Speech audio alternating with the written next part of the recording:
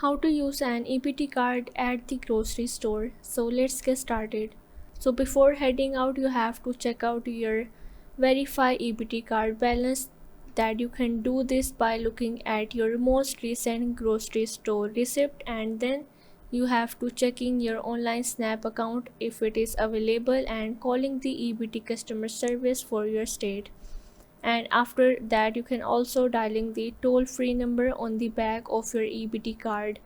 And once you have selected your groceries, you have to proceed to the checkout lane, and at the checkout you have to swipe your EBT card through the POS terminal, and you have to tell the cashier that how much SNAP funds that you want to use to pay for your food. And in the last you have to enter the amount by yourself, and that's how you can use an EBT card at the grocery store. So if this video helped you out, make sure to like and subscribe the channel, and see you in the next video.